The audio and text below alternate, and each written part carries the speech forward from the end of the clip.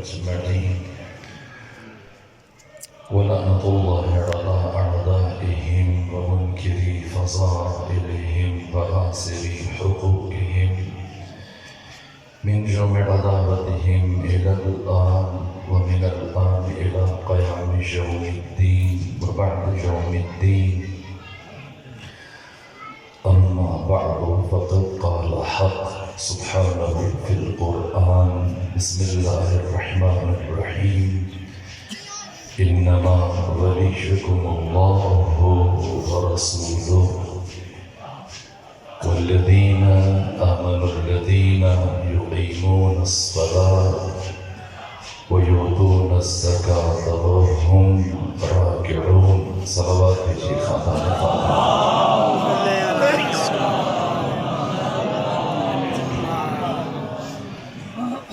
پروردگار کا احسان کی اس مقام پر آپ ہمارے مومنین کے چہروں کی زیارت کا شرف حاصل ہوا.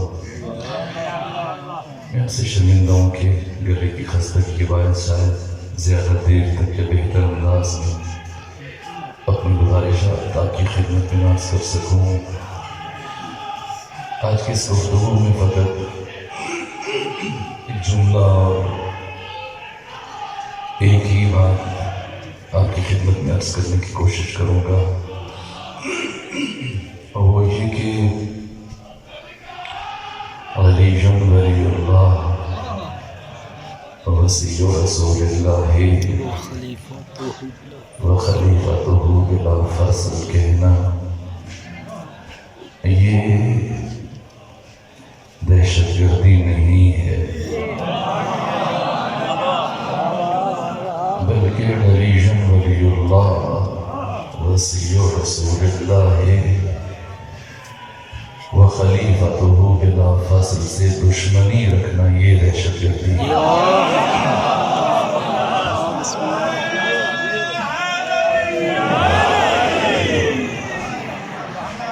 نعوذ باللہ. اگر اس طرح کی کفریات کا اظہار کیا جائے تو یہ بات کہاں کہاں تک جاتی ہے. جیسے مولا روم کہتے ہیں کہ من علی را دوست دارم خلق گوید رافضی، کہ میں علی سے محبت کرتا ہوں اور لوگ مجھے رافضی کہتے ہیں. تو اگر علی سے محبت کرنا جرم ہے اور گناہ ہے اور یہ محبت کرنے والا رافضی ہے تو پھر کون کون رافضی ہے؟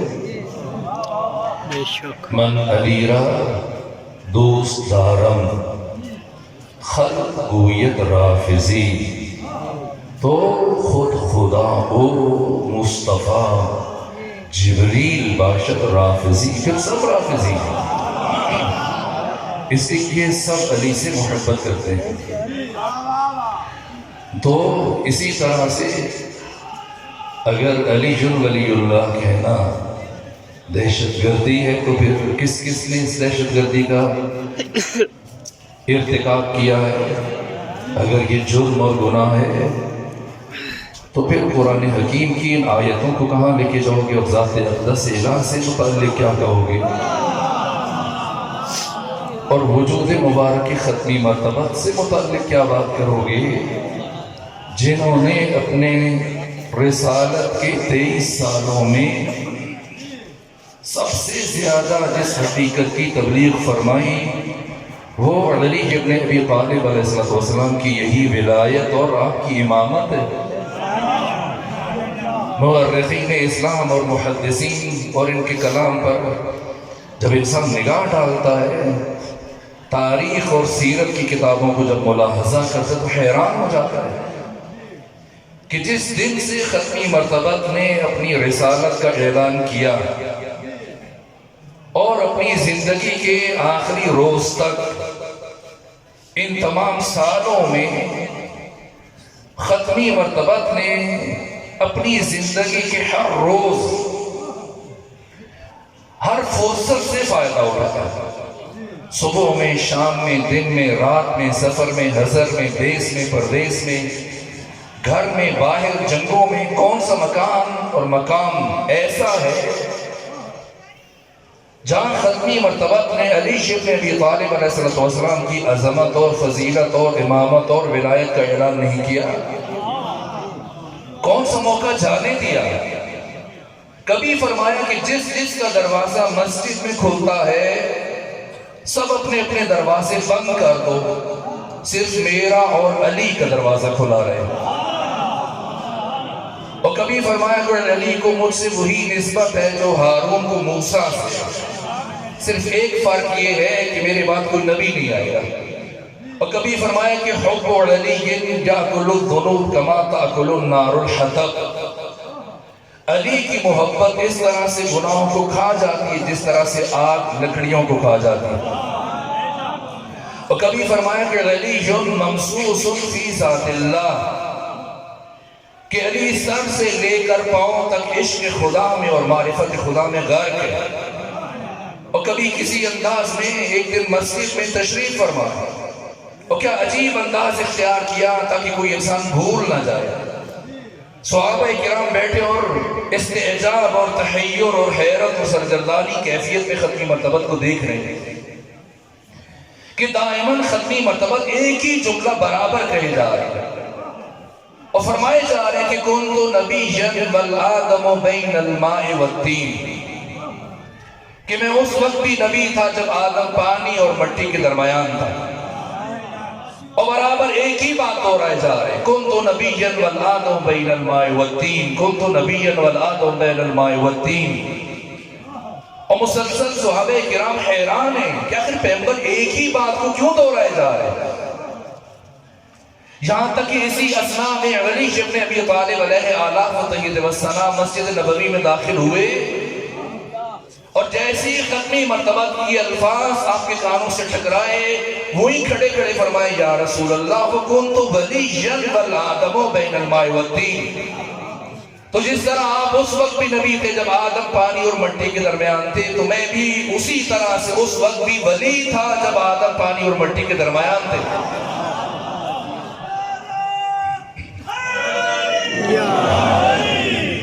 اور ایک روز ختمی مرتبہ جب مسجد سے باہر تشریف لائے نماز پڑھا کر، صحابہ کرام پیچھے پیچھے ہیں، اور مسجد میں ختمی مرتبہ حق سے متعلق گفتگو فرما رہے تھے، اور آپ کے عزیز ترین صحابی جناب عبداللہ بن مسعود آئے ختمی مرتبہ کے سامنے، کہا یا رسول اللہ آپ نے حق سے متعلق گفتگو کی لیکن مجھے تشفی نہیں ہوئی، تسلی نہیں ہوئی، اطمینان نہیں ہوا۔ یا رسول اللہ، ختمی مرتبہ نے پوچھا بتاؤ عبداللہ ابن مسعود تمہیں اطمینان کیسے آئے گا؟ کہ یا رسول اللہ میں چاہتا ہوں کہ آپ مجھے حق مجسم کر دیں میری نگاہوں کے سامنے، اور مجھے حق دکھا دیں۔ یا رسول اللہ ارنی الحق، آج آپ مجھے حق دکھا دیجئے۔ تو جیسے ہی عبداللہ ابن مسعود نے ختمی مرتبہ سے یہ خواہش کی، کبھی ہوتا ہے کہ انسان بات ایک سے کر رہا ہوتا ہے اور دیکھتا دوسرے کو، تو جب عبداللہ ابن مسعود نے ختمی مرتبہ سے کہا کہ مجھے حق دکھائیں، اور پیغمبر کے بالکل ساتھ متصل علی کھڑے تھے، اور عبداللہ بن مسعود علی ابن ابی طالب کو دیکھ رہے تھے، تو جیسے ختمی مرتبہ نے عبداللہ ابن مسعود کی بات سنی تو مسکرائے، کہا عبداللہ تم بہت عجیب ہو، دیکھتے بھی جا رہے ہو پوچھتے بھی جا رہے ہو، یہی حق ہے جو تمہارے سامنے ہے۔ تو جب انسان ان واقعات اور ان لاتعداد احادیث کے انبار کو دیکھتا ہے تو اسے یوں لگنے لگ جاتا ہے کہ ختمی مرتبہ اس کائنات میں آئے ہی علی ابن ابی طالب کی ولایت کا اعلان کرنے کے لیے، مگر ختمی مرتبہ نے اپنی زندگی کا کون سا موقع ایسا ہے جس میں علی ابن ابی طالب کی ولایت کو بیان نہ کیا ہو؟ اور قرآن نے آغاز سے لے کر انجام تک کہاں علی ابن ابی طالب کی ولایت کو بیان نہ کیا؟ اور ان برجستہ ترین آیات میں سے ایک آیت کی تلاوت کے شرف میں نے حاصل کیا۔ آپ آیت کا لب و لہجہ دیکھیے، آغاز دیکھیے اور انداز دیکھیے، انما ولیکم اللہ۔ اب انکار کیجیے علی کی ولایت کا، اور اب کہیے کہ علی ولی اللہ کہنا دہشت گردی ہے، اور خدا نے اپنی ولایت سے اس اعلان کا آغاز کیا، اور اس سے پہلے کہ پروردگار اپنی ولایت بیان کرے حق تعالیٰ نے کلمہ حاصل کھینچا اور فرمایا انما، یعنی بس اور بس، صرف اور صرف، فقط اور فقط کون ولی ہے؟ یہی ولی ہے۔ سب سے پہلے کس کی ولایت کا اعلان کیا؟ حق تعالیٰ نے سب سے پہلے اپنی ولایت کا اعلان کیا اور فرمایا کہ انما ولیکم اللہ، تمہارا ولی صرف اور صرف اللہ ہے۔ یہ ولایت کوئی منصب نہیں ہے، عہدہ نہیں ہے، جیسے نبوت ہے، جیسے رسالت ہے، جیسے امامت ہے، جیسے خلافت ہے۔ حق تعالیٰ کے لیے کوئی منصب اور عہدہ لائق تصور نہیں ہے۔ ولایت رتبہ ہے، ولایت مقام ہے، اور ولایت اگر کسی بھی اعتبار سے کم درجے کا حامل مقام ہوتا تو اللہ کبھی بھی اپنے لیے لفظ ولی کا استعمال ہی نہ کرتا۔ تو خدا نے سب سے پہلے خود کو ولی کہا اور منحصر کیا اور فرمایا انما ولیکم اللہ، تمہارا ولی صرف اور صرف اللہ ہے۔ اور اس کے بعد کیا فرمایا؟ وَرَسُولُهُ، تو صرف اللہ ولی نہیں ہے، بات بڑی، اور خدا نے فرمایا اور اس کا رسول بھی تمہارا ولی ہے۔ تو کیا اللہ کی ولایت میں کچھ کمی ہے، کجی ہے، نقص ہے، عیب ہے؟ کیا اللہ کی ولایت بشر کے لیے کافی نہیں ہے؟ تو اگر اللہ کی ولایت کافی ہے تو پھر خدا نے اپنی ولایت کے اعلان کے فوراً بعد اپنے رسول کی ولایت کا اعلان کیوں فرمایا؟ تو فلسفہ اعلان ولایت رسول اسلام کیا ہے؟ تو اللہ نے انسانوں کو، مجھے اور آپ کو خلق کیوں کیا؟ کس لیے؟ اپنی معرفت کے لیے۔ فلسفہ تخلیق انسان کمال ہے اور معرفت پروردگار ہے۔ بنیادی ترین جو حکمت اور فلسفہ ہے انسان کو خلق کرنے کا، یہ معرفت الہیہ ہے، اللہ کی معرفت ہے۔ تو بات مجھے بتائیے کہ ہمیں اپنے معبود کی اور اپنے اللہ کی اور الہ کی اور خدا سبحان کی معرفت کیسے حاصل ہو سکتی ہے؟ ہماری تخلیق کا مقصد معرفت ہے، معرفت پروردگار۔ تو یہ معرفت پروردگار جس کے لیے اللہ نے ہمیں خلق کیا، یہ کیسے حاصل ہو؟ اس لیے کہ ہم تمام انسان، میں اور آپ، ہم میں سے کوئی بھی انسان کبھی بھی زمان کی حدود سے باہر نہیں جا سکتا، اور نہ کوئی انسان مکان کی حدود سے باہر نکل سکتا ہے۔ ہاں مگر ایک شرط ہے، ایک صورت میں جا سکتا ہے کہ فصیل شہر پہ تازہ لہو کے چھینٹے، حدود وقت سے آگے نکل گیا کوئی، لیکن جب تک بقید حیات ہے نہ زمان کی حدود سے نکل سکتا ہے اور نہ مکان کی حدود سے باہر جا سکتا ہے۔ تو اللہ جس کی معرفت مطلوب ہے اور جس کی معرفت کے لیے بشر کو خلق کیا گیا، وہ زمان اور مکان سے ماورا اور زمان اور مکان سے بالاتر ہے، وہ لا زمان ہے اور لا مکان ہے۔ انسان زمان اور مکان سے نکل نہیں سکتا، اور اللہ جس کی معرفت مطلوب ہے وہ کبھی زمان اور مکان میں آ نہیں سکتا۔ اگر وہ زمان و مکان کے حصار میں آ جائے تو وہ خدا نہیں ہے۔ تو جب اللہ نے انسان کو معرفت کے لیے خلق کیا تو معرفت کے لیے رابطہ چاہیے۔ جب تک رابطہ نہیں ہوگا معرفت ممکن نہیں ہے۔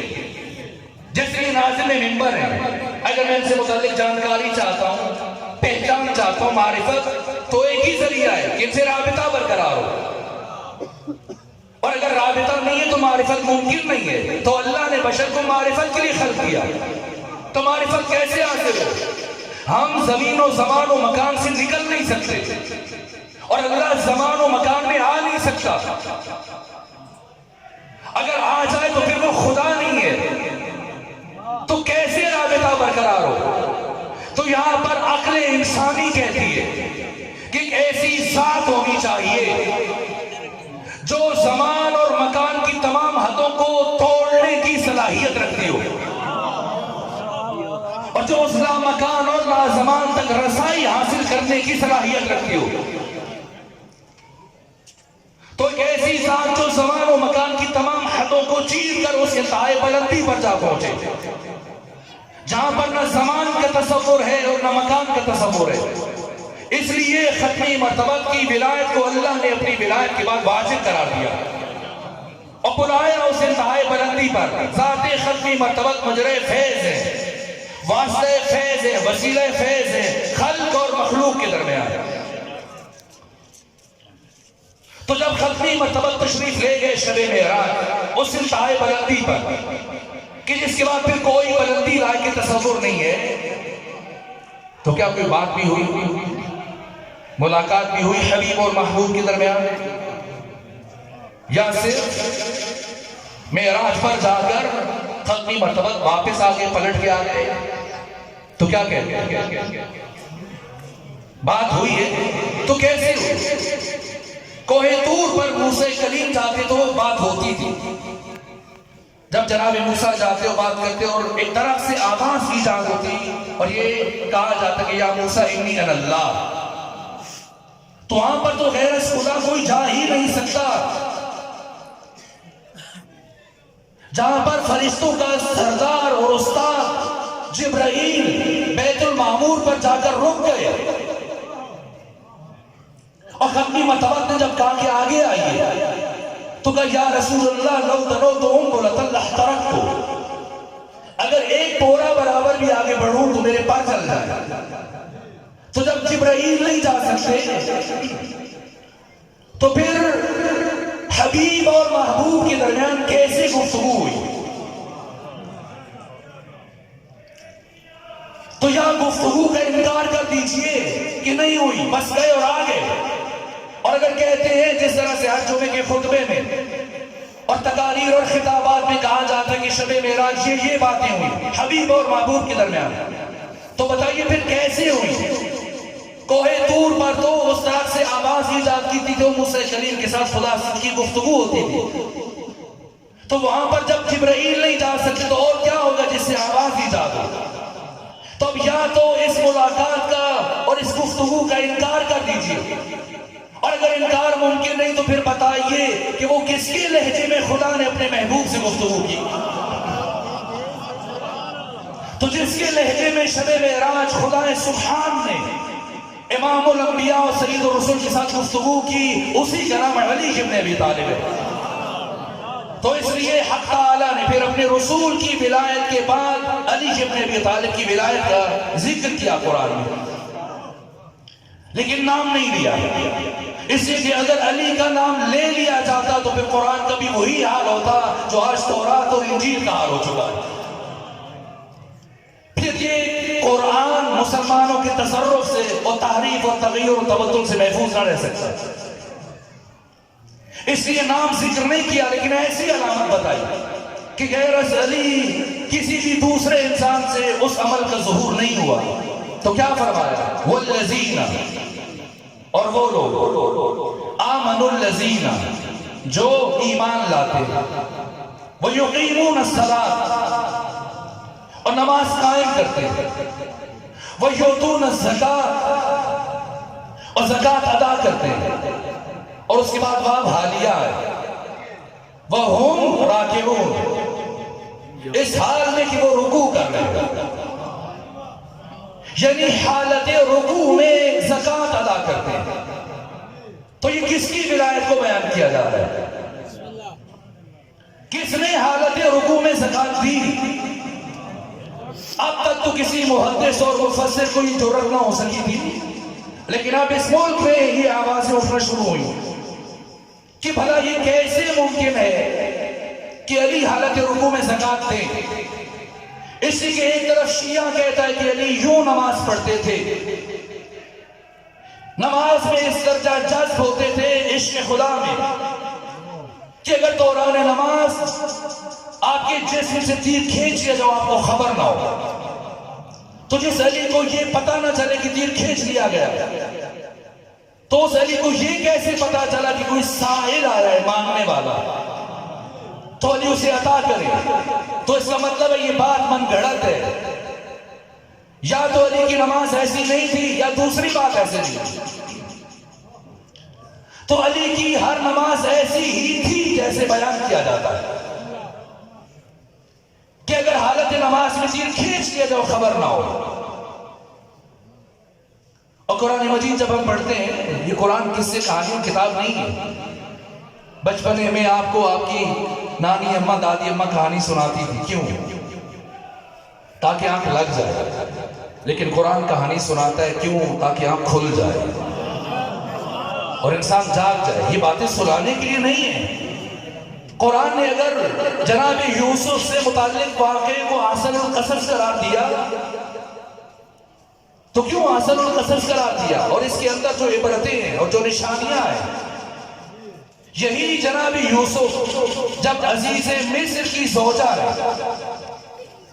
ان کے عشق میں گرفتار ہوئی اور وہ سارے حالات جو آپ کے علم میں، تو اس زلیخا کی ملامت شروع ہو گئی اور ہر طرف سے طعن اور مذمت ہو رہی ہے کہ تو عزیز مصر کی زوجہ ہے، خاتون اول ہے، تو تجھے کیا ہوا کہ تو ایک معمولی غلام کے عشق میں گرفتار ہوئی؟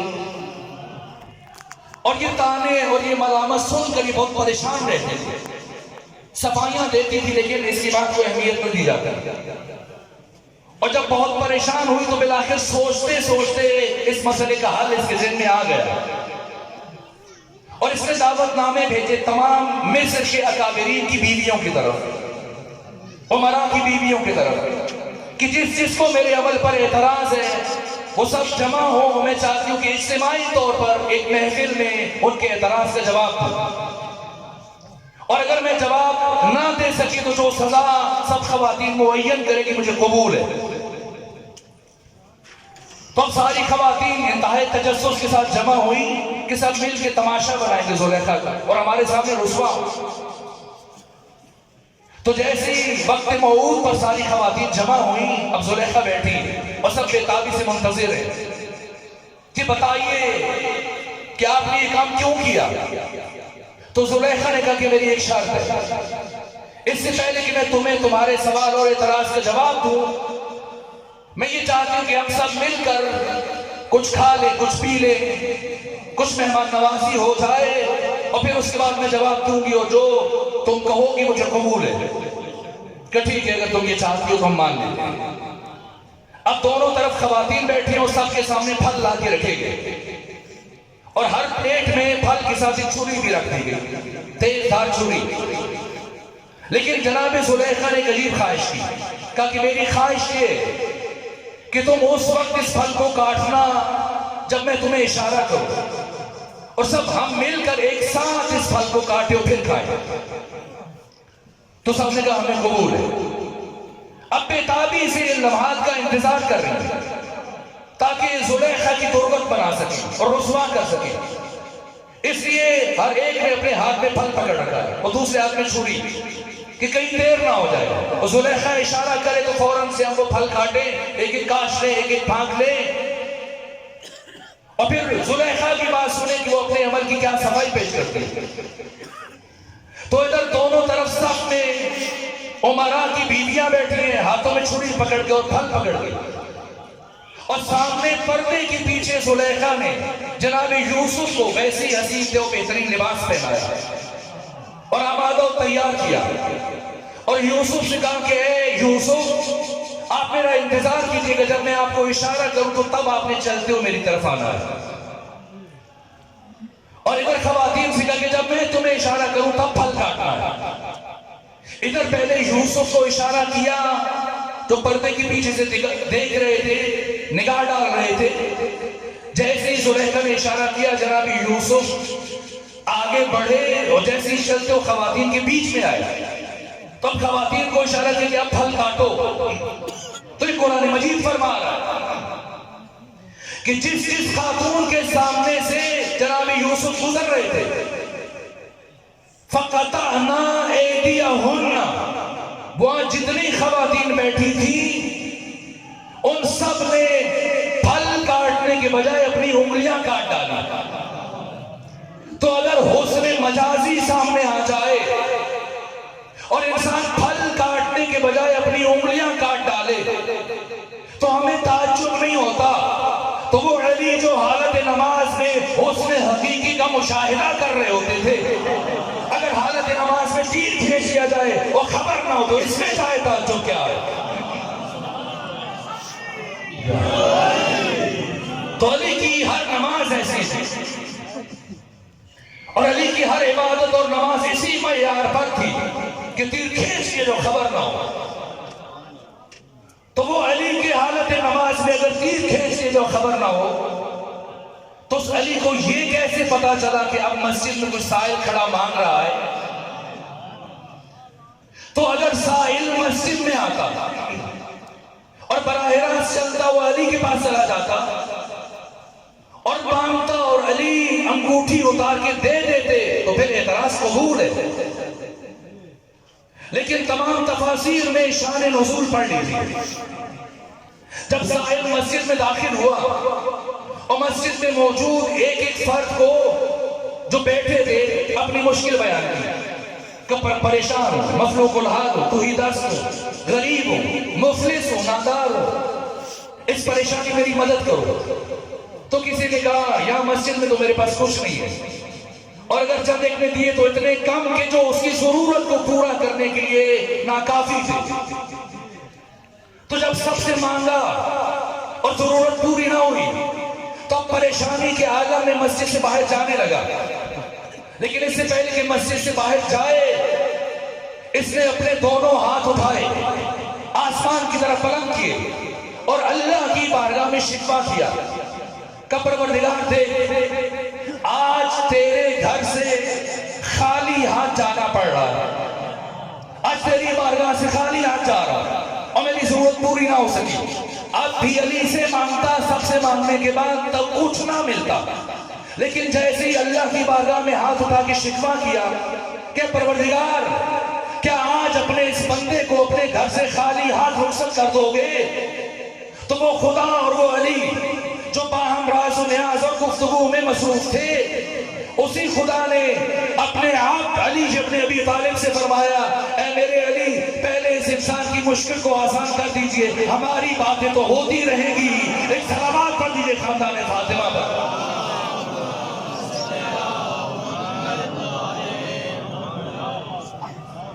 تو اللہ تمہارا ولی ہے اور اس کا رسول تمہارا ولی ہے، اور وہ مومنین کے جو نماز قائم کرتے ہیں اور حالت رکوع میں زکوٰۃ ادا کرتے ہیں تو وہ بھی تمہارے ولی ہیں. تو اس لیے جب قرآن میں فرمایا کہ انما ولیکم اللہ، تو ہم نے بھی کہہ دیا لا الہ الا اللہ.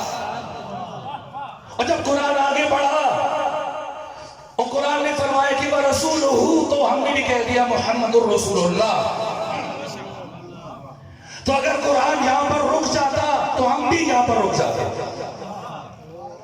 لیکن قرآن اور آگے بڑھا اور جب قرآن نے فرمایا وَالَّذِينَ آمَنُوا الَّذِينَ يُقِيمُونَ الصَّلَاةَ وَيُؤْتُونَ الزَّكَاةَ وَهُمْ رَاكِعُونَ، تو پھر ہم نے بھی پڑھا علی ولی اللہ وصی رسول اللہ وخلیفته بلا فاصل. تو یہ دہشت گردی نہیں ہے، یہ عین تعمیل حکم قرآن ہے.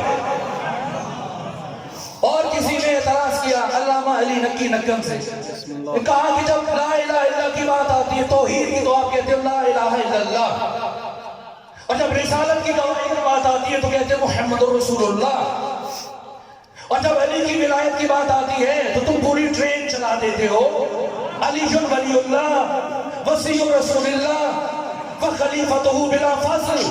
تو توحید اور رسالت کی دفعہ ایسے نہیں کیا، اور علی کی ولایت کی دفعہ آ کر تم نے پوری ٹرین چلا دی کہ علی ولی اللہ وصی رسول اللہ وخلیفتہ بلا فصل. تو علامہ نے جواب دیا کہ ہم کیا کریں، ہم تو مطیع قرآن ہیں، اور ہم تو تابع قرآن ہیں کہ اگر قرآن میں اللہ نے یہ ٹرین نہ چلائی ہوتی علی کی دفعہ تو ہم کلمے میں یہ ٹرین کبھی نہ چلاتے.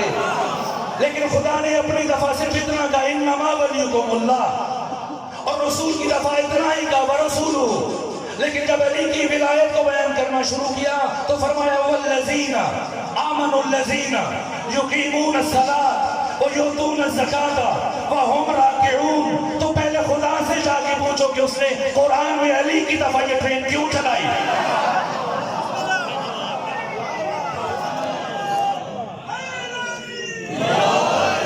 نعرہ تکبیر، نعرہ رسالت، دونوں ہاتھ بلند کر کے نعرہ حیدری.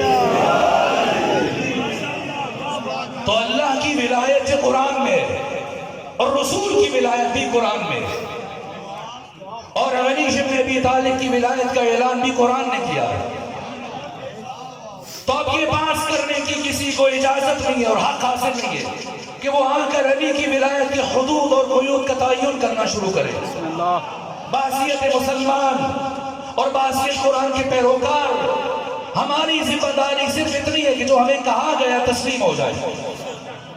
اللہ ولی ہے مان لو، یا پھر کھل کے انکار کر دو کہ وہ ولی نہیں ہے. اور رسول کو قرآن میں ولی کا، اب یا تو رسالت کی ولایت کا اعلان انکار کر دو کہ وہ ولی نہیں ہے، یا پھر مان لو. اور قرآن نے کہا کہ علی ولی ہے، مان لو یا پھر انکار کر دو. یہ تمہیں کس نے حق دیا کہ تم حدود اور قیود ولایت کو تعین کرو کہ اللہ ولی ہے، رسول ولی ہے، علی ولی ہے، اللہ اتنا بڑا ولی ہے، رسول اتنا بڑا ولی ہے، علی اتنا بڑا ولی ہے. تمہیں کس نے حق دیا؟ اللہ ولی ہے مانو یا انکار کر دو، رسول ولی ہے مان لو یا انکار کر دو، علی ولی ہے مان لو یا انکار کر دو. اور اگر جتنی بھی تم نے ولایتوں کے برج بنا رکھے یہ سب الٹ جائیں گے، جتنے تم نے سلسلے بنا رکھے ولایتوں کے، اس لیے کہ کسی کی ولایت کا کوئی سرا ملتا ہی نہیں کہ جب تک علی سے اسے منسوخ نہ کیا جائے.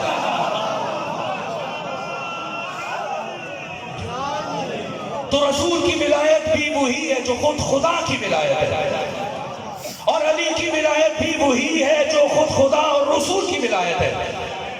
اور کوئی فرق نہیں ہے ان ولایتوں میں، اللہ کی ولایت میں اور رسول کی ولایت میں، اور علی کے سارے بیٹے مہدی تک. اللہ کی ولایت میں اور ان 14 کی ولایت میں ذرہ برابر کوئی فرق نہیں ہے، نہ تشریعی اعتبار سے نہ تکوینی اعتبار سے. صرف ایک فرق ہے اور اس کے علاوہ کوئی فرق نہیں ہے کہ اللہ کی ولایت ذاتی ہے، اسے کسی نے عطا نہیں کی، اور محمد و آل محمد کو پروردگار نے یہ ولایت اپنے فضل سے عطا کی ہے. اور یہ علی کی ولایت وہی ولایت ہے جو خود خدا کی ولایت ہے. اور یہ ختمی مرتبہ میں فرمایا، کتنے بڑے بڑے محدث ہیں اور کتنے بڑے بڑے نام ہیں جنہوں نے اس حدیث کو بیان کیا کہ ختمی مرتبہ نے فرمایا ولایت اور علی شن ولایت اللہ، کہ علی کی ولایت اللہ کی ولایت ہے. وَحُبُّهُ حُبُّ اللَّهِ، اور علی کی محبت اللہ کی محبت ہے. یہ محمد و آل محمد کی ولایت اللہ کی ولایت کے مقابلے میں نہیں ہے، یہ اللہ کے عرض میں نہیں ہے، خدا کے طول میں ہے. اور اس حقیقت کو سامن الائمہ علی ابن موسی الرضا کے بعض تاریخوں کے مطابق، جن کا آج روز شہادت ہے، آقا نے کس عجیب انداز سے بیان کیا. جب حضرت کو بلایا مامون الرشید مدینے سے خراسان، اور جب حضرت مدینے سے چلے خراسان کی سمت اور جب بازاری نیشاپور پہنچے، تو جیسے ہی بازاری نیشاپور میں داخل ہوئے، اتنا بڑا جنگ غفیر تھا، سروں کی سیاہی اور سواد اعظم کہ حد نگاہ تک سر ہی سر نظر آ رہے تھے. اور ایسا عظیم النظیر استقبال کیا گیا فرزند علی کا، فرزند فاطمہ علی ابن موسی الرضا کا، جن کا آج روز شہادت. اور جیسی حضرت کی سواری داخل ہوئی، ہر طرف سے آوازیں بلند ہوئی چونکہ آپ کی جان کو خطرہ تھا، اس لیے مامون الرشید نے یہ ہدایات کی تھی اپنے ساتھیوں کو، سپاہیوں کو، ضحاک بن قیس وغیرہ کو، کہ تم معامل کے اوپر پردے گرا کے رکھنا تاکہ پتہ نہ چل سکے کہ موسیٰ کاظم کے فرزند علی ابن موسیٰ رضا کس معامل میں سوار ہے۔ تو اب جو اتنا بڑا اجتماع ہزاروں کی تعداد میں جمع تھا، بیک زبان سب نے خواہش کی فرزند رسول اپنے رخ جمال کی زیارت کروا دیجیے۔ یہاں تک ان میں سے ایک عماری کا پردہ ہٹا اور لوگوں کی نگاہ پڑی یوسف فاطمہ علی ابن موسیٰ رضا اپنے زمانے کے محمد مصطفیٰ کے چہرے پر، اور جیسے ہی لوگوں نے حضرت کی زیارت کی، فرط جذبات میں گریے کی آواز بلند ہوئی اور ایسی عجیب کیفیت بیان ہوئی، ایسا کوہرام بپا ہوا۔ آخر کیوں اتنا اضطراب اور بے چینی ہے؟ کیا حکمرانوں کو نہیں دیکھ رہے؟ مامون الرشید، امین، ہارون الرشید اور باقی تمام بنو عباس کے یہ حکمران، اتنا اشتیاق کیوں ہے؟ کیوں علی ابن موسیٰ رضا کو دیکھنے کے لیے اتنی بڑی دنیا جمع ہوئی ہے؟ خود کے سلاطین ہارون الرشید اور مامون، کیا ان کے لیے بھی کبھی اس طرح سے افراد اکٹھے ہوئے؟ تو لوگ ان کے چہرے دیکھ دیکھ کے تھک چکے تھے، اب اس کا چہرہ دیکھنا چاہ رہے ہیں جس کا 5 وقت میں آذان میں نام سنتے ہیں، اپنے زمانے کا محمد مصطفیٰ۔ اور جیسی زیارت ہوئی، شور گریہ بلند ہوا اور حضرت عماری کا پردہ گرا دیا اور آگے چل پڑے۔ اور جب آگے بڑھے تو دوبارہ سے اسرار شروع ہوا کہ فرزند رسول اپنی زیارت کا شرف تو عطا کر دیا، اب کچھ بیان بھی فرما دیجیے، کچھ سنا دیجیے۔ اور جیسے یہ شور اٹھا فرزند رسول کچھ بتائیے، تو حضرت نے دوبارہ عماری کا پردہ ہٹایا اور عجیب لفظوں سے اپنی گفتگو کو شروع کیا۔ فرمایا کہ مجھ سے میرے بابا موسیٰ کاظم نے، ایک صلوات بھیجیے خاندان فاطمہ۔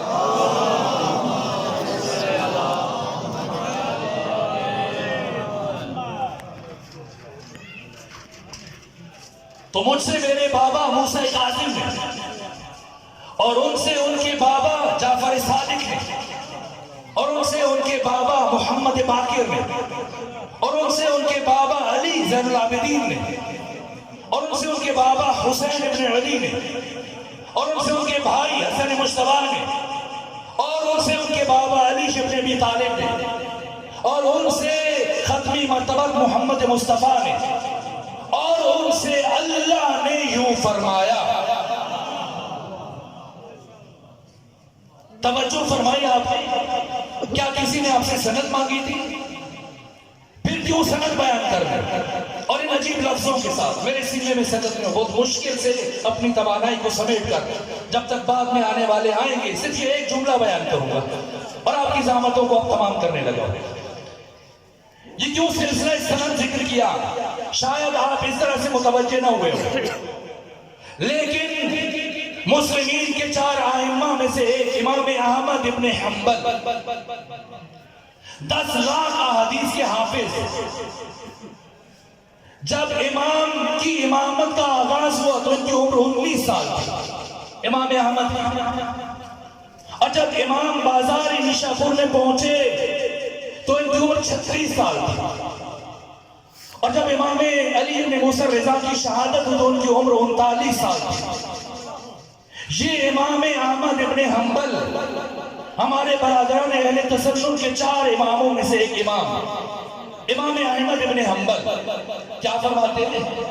کہا کہ یہ جو خوبصورت سلسلہ اور یہ خوبصورت نام، جس خوبصورت انداز سے علی ابن موسیٰ رضا خود سے خدا تک پہنچے اور جو نام ذکر کیے، اگر ان ناموں کو کسی دیوانے اور پاگل کے اوپر دم کر دیا جائے تو اسے شفا حاصل ہو جائے، تو کیوں ذکر کیا اور کیوں یہ نام بتائے؟ اس لیے کہ بات اتنی بڑی ہے، توجہ، اور بات اتنی وزنی ہے جس کے لیے امام نے ضروری سمجھا کہ خود سے خدا تک اپنی گفتگو کو متصل کر دیا۔ اب آنے والے آئے تو میں سمیٹوں گا بات کو، اور یہی ایک بات ہے اتنے بڑے سلسلے کو جسے سلسلۃ الذہب کہا جاتا ہے، ہر راوی اور ہر محدث کا ایک سلسلۃ الذہب ہے. جس طرح سے ام المومنین عائشہ، آپ سے ہزاروں روایتیں صادر ہوئی و بیان ہوئی اور ہزاروں راویوں نے آپ سے روایت لی ہے، لیکن سب راویوں کی وہ حیثیت نہیں ہے جو ان کے بھانجے عروہ بن زبیر کی. اگر 20 افراد نے وہ روایت لی ہو ام المومنین سے تو ان کی وہ حیثیت نہیں. وہی روایت اگر عروہ بن زبیر نے لی ہے تو اس کی حیثیت الگ ہے. اور عروہ بن زبیر سے بھی آگے 20 افراد نے روایت لی تو سب کی وہ حیثیت نہیں ہے. اگر محمد بن مسلم ابن شہاب زہری وہی روایت نقل کر دیں تو اس روایت کا معیار پھر بلند ہو جاتا ہے. برادران اہل تسنن کیا تو اس کو ام المومنین عائشہ کا سلسلۃ الذہب کہا جاتا ہے. اس طرح سے ایک ابو ہریرہ ہے اور باقی جو راوی اور محدث ہیں ہر ایک کا سلسلۃ الذہب ہے. اور یہ سلسلہ ذہب ہے امام علی ابن موسیٰ الرضا کا، جس خوبصورت انداز سے خود سے خدا تک پہنچے. اور جس سلسلہ ذہب سے متعلق امام احمد ابن حنبل نے کلمات کہے تب سوچے اور سنے اور غور کریں اور سوچتے ہو جائے اس بات کو کہ اتنے بڑے سلسلے کو ذکر کرنے کے بعد علی ابن موسیٰ الرضا نے کیا بات کی اور کیا فرمایا. کہ سنو اللہ یہ فرما رہا ہے کلمہ تو لا الہ الا اللہ حسنی. اگر یہ بات میں پہنچا سکا اپنی اس بچی کھڑی توانائی کے ساتھ تو میں سمجھوں گا کہ آنے کا حق ادا ہوگا. کہ اللہ یہ فرما رہا ہے کلمہ تو لا الہ الا اللہ حسنی، کہ کلمہ لا الہ الا اللہ میرا قلعہ ہے. آئے علی ولی اللہ کو دہشت گردی کہنے والے یہ بات سنیں اور یہ بات پہنچائیے جو علی ابن موسیٰ الرضا نیشاپور کے بازار میں بیان کر رہے ہیں اور 28,000 قلمدان حالت حرکت میں ہیں. اور یہ بھی تاریخ کا انتقام ہے کہ جب پہلے محمد نے قلم و طباق مانگا تھا تو کسی نے نہیں دیا تھا اور آج 28,000 قلمدان منتظر ہیں حالت حرکت میں کیا محمد مصطفیٰ کا فرزند کچھ بیان کرے اور ہم لکھیں. اور اب بول رہے ہیں محمد مصطفیٰ کے 8ویں فرزند علی ابن موسیٰ الرضا فرما رہے کہ اللہ نے یہ فرمایا کلمہ تو لا الہ الا اللہ حسنی. یہ کلمہ لا الہ الا اللہ یہ توحید یہ میرا قلعہ ہے. فمن دخل فی حسنی، جو میرے اس قلعے میں داخل ہو گیا امنا من عذابی، تو وہ میرے عذاب سے بچ گیا. یہ کہا اور ثبوت اختیار کیا. لیکن سامنے کئی گھنٹوں سے انتظار کرنے والے نیشاپور کے وہ عشاق تھے جن کی توجہ اس عروج پر تھی کہ اتنا بڑا سلسلہ سند ذکر کرنے کے بعد جو خود سے خدا تک پہنچے علی ابن موسیٰ الرضا تو بات میں تشنگی ہے، ابہام ہے اور بات ابھی پوری نہیں ہوئی کہ اللہ یہ فرما رہے کہ کلمہ لا الہ الا اللہ میرا قلعہ ہے، جو اس میں داخل ہوا میرے عذاب سے بچ گیا. اس لیے اب مجمع سے آوازیں بلند ہوئی فرزند رسول بات مکمل کیجئے، اپنی بات کو مکمل کیجئے.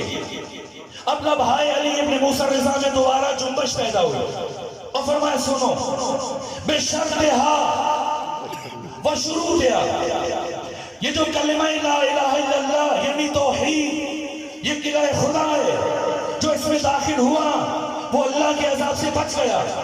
اس کی کچھ شروط ہیں اور اس کی کچھ شرائط ہیں اور ان شرائط میں سے ایک میں علی ابن موسیٰ الرضا ہوں. تو اب آپ سمجھیں جو استاد آیت اللہ جوادی عاملی نے بیان فرمائی اس کلمے کی تفسیر میں جو جملے گئے کہ سمجھے توحید کا مفہوم کیا ہے اور سمجھیے کہ توحید کی حقیقت کیا ہے.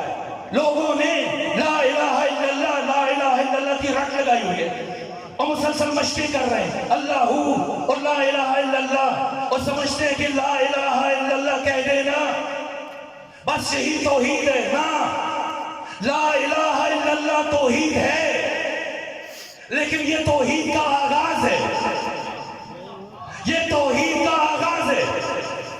اور اللہ کی وحدانیت کی گواہی کے بعد یہ جو 14 شروط اور شرائط ہے جو توحید خدا کا ناگزیر تتمہ اور تکملہ ہے، جن سے متعلق امام فرما رہے کہ بنا تمت کلمت التوحید، ہم وہ ہیں کہ جن سے کلمہ توحید مکمل ہوتا ہے۔ تو صرف اللہ کی وحدانیت کا اعتراف، اقرار، اظہار، اعلان، یہ توحید ہے، لیکن یہ توحید کا آغاز ہے۔ کمال توحید اللہ کی وحدانیت کے اقرار کے بعد ان 14 کی ولایت کا اعلان، اقرار اور اظہار ہے۔ یہ توحید کا کمال ہے۔ اور اب سنیں کہ شرک کیا ہے، اور پھر سنیں کہ کفر کیا ہے۔ وہ آغاز توحید، یہ کمال توحید جسے علی ابن موسیٰ رضا نے بازار نیشاپور میں بیان کیا۔ اور پھر کفر کیا ہوا؟ ان 14 میں سے کسی ایک کا انکار کر دینا یہ کفر ہے، اور ان 14 کے علاوہ کسی اور کو ان جیسا کہنا اور ان کی ساتھ میں شامل کرنے کی کوشش کرنا یہ شرک ہے۔ اور ان 14 کی ولایت اللہ کی ولایت کے طول میں ہے، یہ اللہ کے مقابلے میں نہیں ہے، یہ اللہ کی عزت کے مظہر ہے، یہ اللہ کے جمال کے مظہر ہے، یہ اللہ کے جلال کے مظہر ہے، یہ اللہ کی مشیت کے مظہر ہے، یہ اللہ کی رضا کے مظہر ہے۔ ورنہ 10 محرم الحرام کو جب حر ابن یزید الریاحی نے امام حسین کی بارگاہ میں آ کر یہ عرض کیا کہ فرزند رسول کیا مجھے معافی مل سکتی ہے، تو حسین فرماتے کہ نہ تم قابل معافی نہیں ہو، یا فرماتے ہو جاؤ میں نے تمہیں معاف کیا۔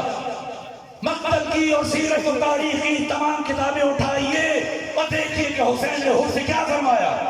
جیسی حر نے یہ خواہش کی کہ اے فرزند رسول کیا میری توبہ قبول ہو سکتی ہے، لبائے حسین ہلے اور فرمایا اے حر جا، اللہ نے تجھے معاف کیا۔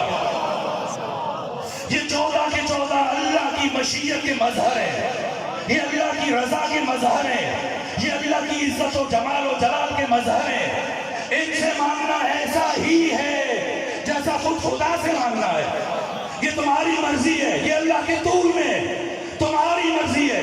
کہو بس میں مسائل نہیں پڑھوں گا، انہی جملوں پہ بات ختم کر رہا ہوں، مسائل تفصیلی آپ سنیں گے، وقت ختم ہو رہا ہے۔ یہ ایک جملہ سنیں، یہ تمہاری مرضی ہے کہ کہو یا اللہ مدد، اور تمہاری مرضی ہے کہہ دو یا رسول اللہ مدد، اور اگر جی چاہتے تو علی سے مانگو اور کہو یا علی مدد، یا مہدی مدد، یا حسین مدد، یا فاطمہ مدد، جس سے بھی مانگو گے ملے گا۔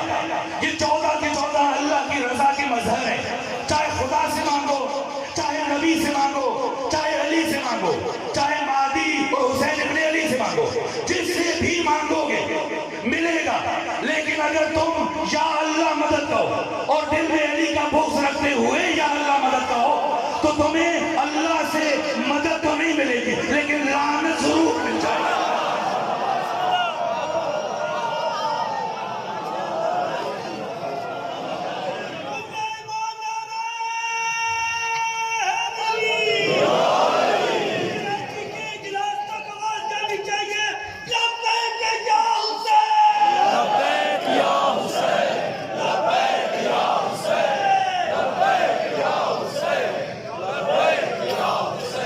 جب آپ نے یہ خوبصورت نعرہ بلند کیا ہے،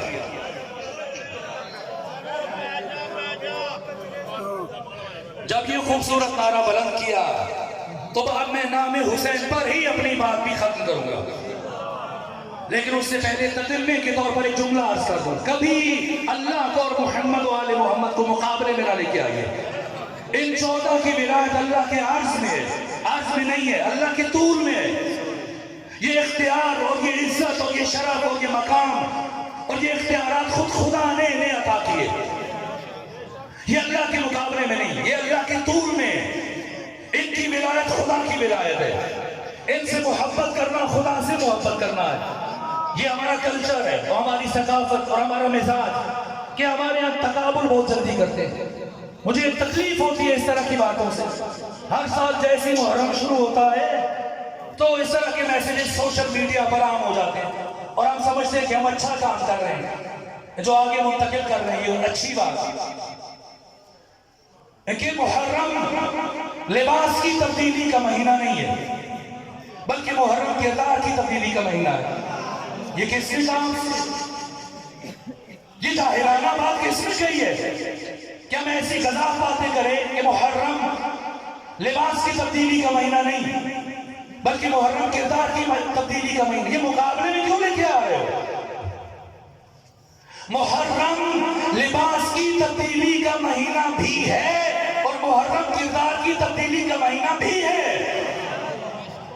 یہ لباس کو کردار کے مقابلے میں کیوں لے کے آ رہے ہو؟ یہ لباس کی تبدیلی کردار کی تبدیلی کا پیش خیمہ ہے. اسی کی جسے لباس تبدیل کرنے کی توفیق حاصل ہو گئی اب اسے کردار تبدیل کرنے کی بھی توفیق حاصل ہو جائے گی. اس سیاہ لباس کا احترام کیجیے. اب یہ شاعر الہی میں سے ہے. ان ایام محرم و سفر میں چہروں تک یہ پہننا یہ مومنین کا شعار ہے. کسی بھی مقدس نام پہ ان چیزوں کا مقابلہ مت کیجیے کہ بظاہر جو باتیں ہمیں بہت اچھی لگتی ہے خوبصورت لگتی ہے کہ یوں نہیں تو یوں ہے. نا کردار بھی محرم کردار کی تبدیلی کا بھی پیغام دیتا ہے ہمیں اور لباس کی تبدیلی کا پیغام بھی دیتا ہے. یہ ابن ابی الحدید معتزلی نے شرح ناج البلاغہ کی 16ویں جلد میں لکھا کہ مولا متقیان کی شہادت کے بعد جب حسن مصطفیٰ گھر سے باہر آئے اور آپ کے شیعہ اور عاشق اور محب باہر گلی میں کھڑے گریہ کر رہے تھے تو امام حسن مصطفیٰ سیاہ لباس میں تشریف لائے اور پھر مسلسل 40 روز سیاہ لباس سے بے تنگ رکھا حتیٰ عید کے دن بھی سیاہ لباس پہنا. اور وسائل الشیعہ شیخ حر عاملی نے کیا لکھا 3ری جلد پڑھیے. جب یہ اسیر پلٹ کے گئے مدینہ تو 5 سال تک سیاہ لباس پہنا ہے. مقابلے میں نہ لے کے آئیے جس طرح سے ہم تو یہ ہمارا کلچر ہے. ہم بغیر سوچے سمجھے ایسی باتیں آگے منتقل کرتے ہیں کہ بہت اچھی بات ہے شاید ثواب ہے. جس طرح سے یہ جملہ ہم کہتے ہیں بعض افراد ادا کرتے ہیں کہ مرے ہوئے یزیدوں کو مرد آباد کہنا یہ حسینیت نہیں ہے بلکہ زندہ یزیدوں کا تعاقب کرنا یہ حسینیت ہے. نا میں نہیں کہہ رہا مت دیجیے سن لے نا مرے میں یہ کہہ رہا ہوں کہ مرے ہوئے یزیدوں کو مرد آباد کہنا یہ بھی حسینیت ہے اور زندہ یزیدوں کا تعاقب کرنا یہ بھی حسینیت ہے. ہم ہر یزید کے دشمن ہیں جو یزید سے پہلے آئے جو یزید کے بعد میں آئے اور قیامت تک جو بھی یزیدی کردار آئے گا ہم سب پہ لعنت کریں گے.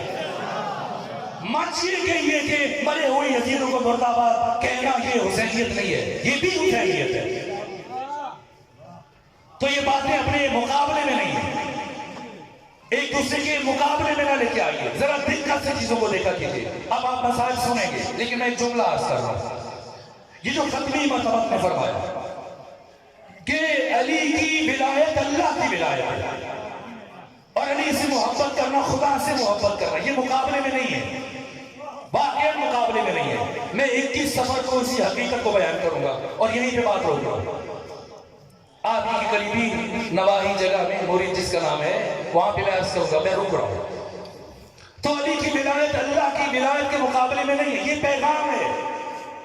دشمن اس لیے پریشان ہے وہ سمجھتے شاید علی کی ولایت اللہ کی ولایت کے مقابلے میں نہ علی کی ولایت اللہ کی ولایت کے مقابلے میں نہیں ہے اور علی کی خلافت بھی کسی کی خلافت کے مقابلے میں نہیں ہے. کوئی بھی پریشان نہ ہو. جو ہم ولی اللہ کہتے ہیں وسیع رسول اللہ کہتے ہیں اور خلیفۃ بلا فصل کہتے ہیں تو اس کا مطلب جو سمجھ رہے ہیں کہ یہ باقی افراد کو رد کیا جا رہا ہے نا ایسی بات نہیں ہے.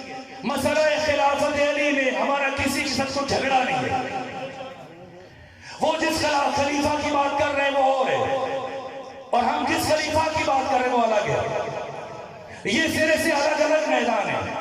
مسلمان جس خلافت کی بات کر رہے ہیں وہ خلیفہ مسلمین ہے اور ہم علی کے لیے جس خلافت کی بات کرتے ہیں وہ خلیفۃ اللہ فی الارضین ہے. مسلمانوں کا خلیفہ کوئی بھی ہو سکتا ہے وہ جسے بٹھا دے لیکن اللہ کا جانشین اور اللہ کا خلیفہ صرف وہ ہو سکتا ہے جسے خدا خود منتخب کرتا ہے. علی خلیفہ خدا ہے علی جانشین خدا ہے اور جس خلافت کی آپ بات کر رہے ہیں اس خلافت کی علی کے نزدیک کیا ارزش ہے علی نے خود بتایا. بس آخری جملے مقام ذکار پر جب علی جنگ صفین کے لیے جا رہے تھے اور مقام ذیقار پر علی جب اپنی پھٹی ہوئی جوتی کاٹ رہے اور ابن عباس سے پوچھا علی نے، جب وہ دیکھ رہے تھے تو پوچھا کہ بتاؤ اے ابن عباس تمہاری نگاہ میں علی کی اس جوتی کی قیمت کیا ہے؟ کہ علی ناراض نہ ہو تو بتاؤں، میرے خیال میں اب اس جوتی کی کوئی قیمت نہیں ہے، اتنی پھٹ چکی ہے کہ اگر آپ اپنی اس جوتی کو پھینک دیں تو عرب کا فقیر ترین انسان بھی نہیں اٹھائے گا۔ جب یہ کہا ابن عباس حبر الامہ بصرہ کے گورنر علی کے چچا زاد بھائی آپ کے صحابی اور شاگرد نے، تو امیر المومنین نے کیا جملہ ارشاد فرمایا؟ فرمایا سنو اے ابن عباس، تمہاری اس خلافت کی قیمت اور حیثیت علی ابن ابی طالب کے نزدیک اس جوتی سے بھی کمتر ہے، اس جوتی سے بھی کمتر ہے۔ تو سید العلماء علامہ علی نقی نقل کا یہ جملہ ہے کہ تاریخ انسانی میں علی وہ واحد حکمران ہے جو یہ جملہ کہہ سکتا ہے کہ تخت سلطنت پست اور علی کی جوتی بلند، تخت سلطنت پست اور علی کی جوتی بلند کیوں؟ کہ اس لیے کہ تخت سلطنت پر کبھی باطل کے پاؤں آئے اور کبھی حق کے پاؤں آئے، لیکن علی کی جوتی وہ مبارک جوتی ہے جس میں ہمیشہ حق کے پاؤں آئے۔ علی خلیفہ خدا ہے، علی جانشین خدا ہے، اس لیے ہمارا کسی بھی مسلمان کے ساتھ کوئی جھگڑا نہیں ہے، کوئی لڑائی نہیں ہے۔ تم جس خلافت کی بات کر رہے ہیں وہ خلافت مسلمین ہے، اور ہم جس خلافت کی بات کر رہے ہیں یہ خلیفہ خدا ہے، یہ خلافت الہیہ ہے۔ ورنہ خلافت اور حکومت کی حیثیت علی کے نزدیک وہ علی جو لوگوں کی دی ہوئی خدائی کو ٹھوکر مار دے، وہ تمہاری اس دی ہوئی خلافت کو کیا اہمیت دیں گے؟ علی جانشین خدا ہے اور یہ علی کا فخر ہے۔ اس جملے پہ ختم کر رہا ہوں، وہ جملہ بھی چھوڑ گیا، اسی ایک جملے پر یہ علی فرما رہے ہیں پروردگار میری عزت کے لیے کافی ہے کہ میں تیرا بندہ ہوں، اور پروردگار میرے فخر کے لیے کافی ہے کہ تو میرا رب ہے۔ اے پروردگار جیسے علی کی خواہش تھی کہ علی کا معبود ایسا ہونا چاہیے تو ایسا ہی ہے، اور اے پروردگار تو علی کو ویسا بنا دے، یہ ہمارے لیے دعا ہے۔ علی ویسے ہیں، ہمیں تعلیم دے رہے اور اسی دعا پہ اختتام ہے۔ پروردگار تو بھی ہمیں ویسا بنا دے جیسا تو اپنے آپ کو دیکھنا چاہتا ہے۔ والسلام علیکم ورحمۃ اللہ وبرکاتہ۔